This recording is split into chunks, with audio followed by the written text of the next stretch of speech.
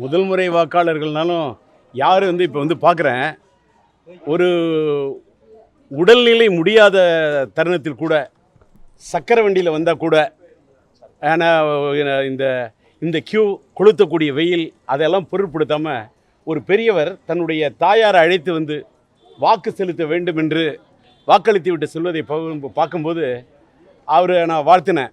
ஏன்னு கேட்டாக்கா, தன்னுடைய ஜனநாயக கடமையை மட்டும் ஆற்றுவதோடு மட்டுமல்லாமல் தன்னுடைய தாயாரும் வாக்களிக்க வேண்டும் என்று இந்த தாய் நாட்டுக்காக, இந்த தாய் மண்ணுக்காக, இந்திய தேசத்துக்காக அவர் எடுத்துக்கொண்ட அந்த முயற்சியை பார்க்கும்போது அவர்கள் எல்லாமே அந்த உணர்வோடு இருக்கும்போது முதல் முறையாக வாக்கு செலுத்தக்கூடிய வாக்காளர்கள், இளைஞர்கள், அடுத்த தலைமுறையினர் அவங்களாம் வரணும்.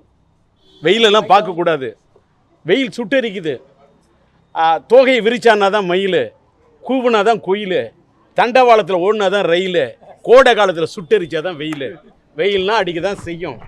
அதையும் மீறி வாக்களிக்க வரணும். நான்லாம் இப்போ வாக்களித்து விட்டு வந்தேன். அதாவது வாக்குச்சீட்டில் ஓட்டு போடக்கூடிய அந்த காலத்திலேருந்து என்னுடைய இளம் வயதிலேருந்து பார்க்குறேன். இன்றைக்கி இவிஎம்மில் எந்திர வாக்குப்பதிவு போடக்கூடிய இந்த காலகட்டம் வரை காலங்கள் மாறிக்கொண்டே இருக்கிறது.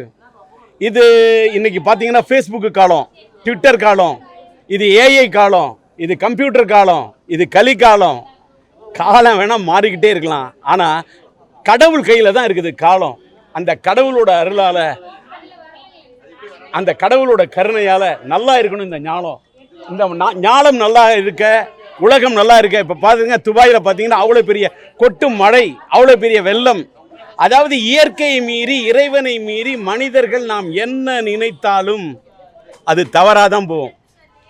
நம்ம எவ்வளோ தான் செயற்கை மழையை பொழிய வைக்கலான்னு நினைச்சாலும், செயற்கை மழையா இயற்கை மழையா இன்னைக்கு விவாதம். எவ்வளோ தான் செயற்கை ஜெயிக்க முடியும்? என்னதான் ஏஐ வரலாம், என்னதான் ஜிபிடி காலமாக இருக்கலாம், என்னதான் கம்ப்யூட்டர் வரலாம், என்னதான் விஞ்ஞானம் முன்னேறலாம், என்னதான் ஒரு பக்கம் முன்னேறலாம் விஞ்ஞானம், அதை மீறி இருக்குது மெய்ஞானம். அதை சொல்லுவது தான் இந்திய பூமி, அதை சொல்லுவது தான் இந்திய நாடு, அதை சொல்லுவது தான் இந்த மண், அதை சொல்லுவது தான் தமிழ்நாடு, அதை சொல்லுவது தான் இந்த தென்னாடு. அதிலும் அந்த தென்னாட்டில் இருக்கக்கூடியது தஞ்சை மாவட்டம்.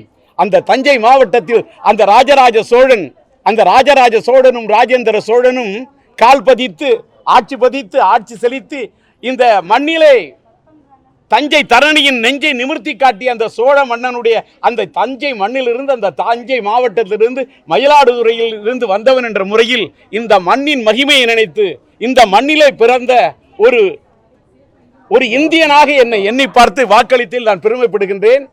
இதை என்னுடைய பாக்கியமாக கருதுறேன். இன்னைக்கு வாக்களிக்கிறோன்னு சொன்னா கடவுளுடைய அருள் இருந்தால் தான் வாக்களிக்க வர முடியும். கடவுளோட அருள் இல்லாட்டா எதுவுமே நடக்காது. அந்த கடவுளோட அருள் இருக்கிறதுனால நான் நேரில் நின்று பேசுகிறேன், உங்களுடைய முன்னாடி நின்று பேசுகிறேன். வாய் இருக்கவங்களும் பேசிட முடியாது, வாய்ப்பு இருக்கிறவங்க மட்டும்தான் பேச முடியும். எனக்கு ஒரு வாய்ப்பளித்ததுக்கு நன்றி. கடவுளோட அருள் மட்டுமே வச்சு அரசியல் பண்ணக்கூடியவர்களுக்கு குறிப்பிட்டு சொல்றீங்களா? கடவுளோட அருள் நான் காலத்துக்குமே கடவுளோட அருள் தான் வாழக்கூடியவன். நான் இல்லை இளைஞர்களும் வருவாங்க சார். அவங்களாம் எல்லாம் வேலைக்கு போயிட்டு இருப்பாங்க. வேலைக்கு போயிட்டு மத்தியானம் கூட காலையில் போய் தங்களோட அவங்களுடைய இதை முடிச்சுட்டு மத்தியானம் வரும். எல்லாமே குதர்க்கமாக பேசக்கூடாது. காலையில் இல்லை வயதானவர்கள் கூட வாக்களிக்கிறாங்க. அதனால இளைஞர்களும் தங்களுக்கு இருக்கக்கூடிய தங்களுடைய வாக்கு உரிமையை கரெக்டாக பயன்படுத்தி இன்னைக்கு கொஞ்சம் வெயில்லாம் முடிஞ்ச மத்தியானம் கூட வரலாம் சார், மதியத்துக்கு பிறகு கூட வரலாம். பாதகம் செய்பவரை கண்டால் நாம் பயங்கொள்ளலாகாது பாப்பா, மோதி மிதித்து விடு பாப்பா, அவர் முகத்தில் உமிழ்ந்து விடு பாப்பா. அண்மை செய்திகளை உடனுக்குடன் தெரிந்து கொள்ள இணைந்திருங்கள் இயம்நாடு தொலைக்காட்சியுடன்.